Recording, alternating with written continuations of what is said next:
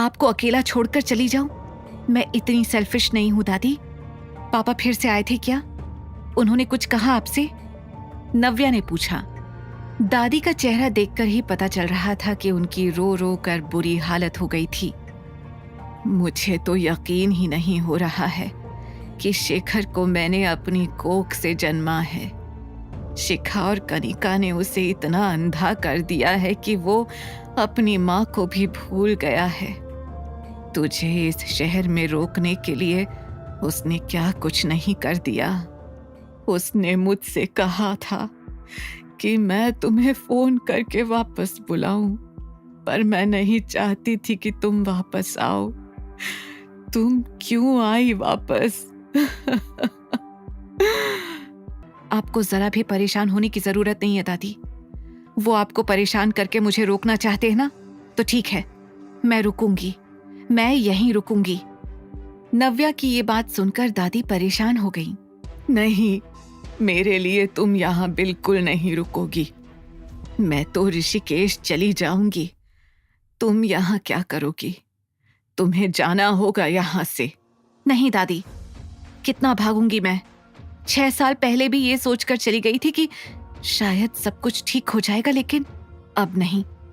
आप ऋषिकेश जाएंगी, खुशी से वहां रहेंगी।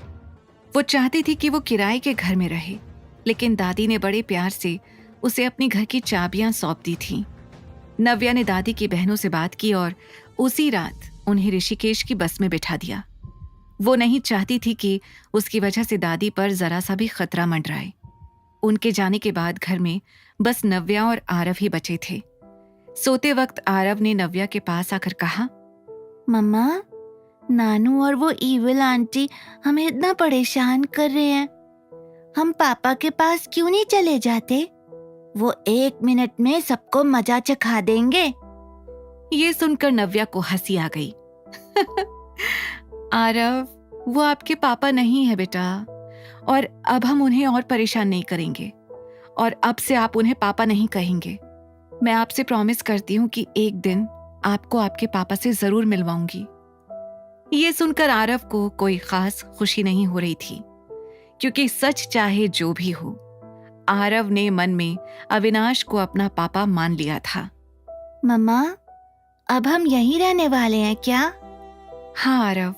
तो फिर मेरा स्कूल, मेरे दोस्त और आपकी जॉब? सब कुछ नया होगा आरव, सब कुछ। इतना कहकर नव्या ने आरव के सिर पर हाथ फेरा और उसे सुलाने के बाद खुद भी सो गई। अगले दिन आहूजा ग्रुप ऑफ इंडस्ट्रीज का सीईओ अविनाश आहूजा अपने कैबिन में कुछ ऐसा देख रहा था जिसे देखकर वो दंग रह गया। Shashank, have you lost it? ये क्या है? उसने अपने सामने खड़े शशांक से पूछा। सॉरी सर, पर यही डेटा है। हर बार की तरह इस साल भी एक्सीलेंस अवार्ड हमारी इंडस्ट्री को मिलने वाला था, लेकिन स्टार एंटरटेनमेंट की वजह से ये अवार्ड हमारे हाथ से निकल गया सर। शशांक ने डरते हुए कहा। स्टार एंटरटेनमेंट आहूजा इंडस्ट्रीज की ही एक कंपनी थी जिसमें पिछले कुछ महीनों से सिर्फ नुकसान ही हो रहा था। जहां तक मुझे याद है, ये कंपनी तो मैंने विशाल को सौंपी थी ना? अविनाश ने कुछ सोचकर गुस्से में पूछा। यस सर, पर विशाल सर का एटीट्यूड बहुत अलग है। एम्प्लॉयज से पता चला है कि वो बहुत दिनों से ऑफिस नहीं आए हैं। ऊपर से जब आते हैं तब भी काम के अलावा कुछ और ही करते हैं, जैसे मॉडल्स के साथ फ्लर्ट, ऑफिस पॉलिटिक्स, रिसोर्सेज का गलत इस्तेमाल। इससे पहले कि शशांक उसे और कुछ बताता, अविनाश ने उसे रोक दिया। बस, अभी के अभी विशाल को बुलाओ। अविनाश के गुस्से से हर कोई वाकिफ था, इसलिए विशाल को तुरंत बुलाया गया। विशाल अविनाश के चाचा हेमंत का बेटा था। विशाल थोड़ी देर बाद ऑफिस पहुंचा। उसकी इनफॉर्मल कैजुअल ड्रेसिंग देखकर ही आधे लोग स्टार एंटरटेनमेंट के डूबने की वजह समझ गए थे। ये क्या है विशाल? अविनाश ने डेटा विशाल के सामने पटकते हुए कहा। आई नो कंपनी लॉस में चल रही है, बट डोंट वरी, अभी 6 महीने ही तो हुए हैं मुझे कंपनी संभाले, मैं हैंडल कर लूंगा। विशाल ने बड़े ही ढीले अंदाज में कहा। 6 महीने पहले तक Star Entertainment was one of our best companies, और आज इसका ये हाल है। सिर्फ तुम्हारे गैर जिम्मेदाराना एटीट्यूड की वजह से। विशाल ने बहुत से बहाने देने की कोशिश की, लेकिन अविनाश ने उसकी एक भी नहीं सुनी। मैं तुम्हें आखिरी 3 महीने दे रहा हूं।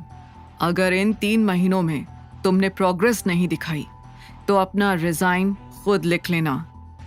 इतना कहकर अविनाश ने विशाल को भेज दिया।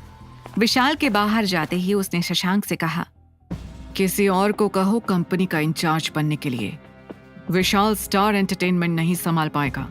आई नीड समवन जो वहां इंचार्ज बने और जैसा मैं कहूं वैसा करे। फैमिली प्रेशर की वजह से मैं स्टार एंटरटेनमेंट को डूबने नहीं दे सकता। उधर नव्या ने अपनी जिंदगी की एक नई शुरुआत कर ली थी। उसने सबसे पहले अपने लिए नौकरी ढूंढना शुरू किया। वो हमेशा से एक ब्राइट स्कॉलर थी। ऊपर से उसका एंटरटेनमेंट इंडस्ट्री में वर्किंग एक्सपीरियंस भी अच्छा था। उसे भरोसा था कि उसे आराम से एक अच्छी नौकरी मिल जाएगी। लेकिन जितना उसने सोचा था ये उतना आसान नहीं था। ऐसा पहले तो कभी नहीं हुआ। अचानक से मेरी प्रोफाइल किसी भी कंपनी को ठीक क्यों नहीं लग रही है? ये कोई कोइंसिडेंस तो नहीं हो सकता। नव्या ने बैठकर सोचा, कहीं ये सब पापा तो नहीं कर रहे। उसने झट से मेल खोला, जिसे देखकर वो शॉक्ड रह गई। व्हाट? आगे की कहानी जानने के लिए देखिए अगला एपिसोड सिर्फ पॉकेट FM के YouTube चैनल पर, और द रिटर्न के सारे एपिसोड्स को सुनने के लिए डिस्क्रिप्शन में दी लिंक से डाउनलोड करें पॉकेट FM ऐप।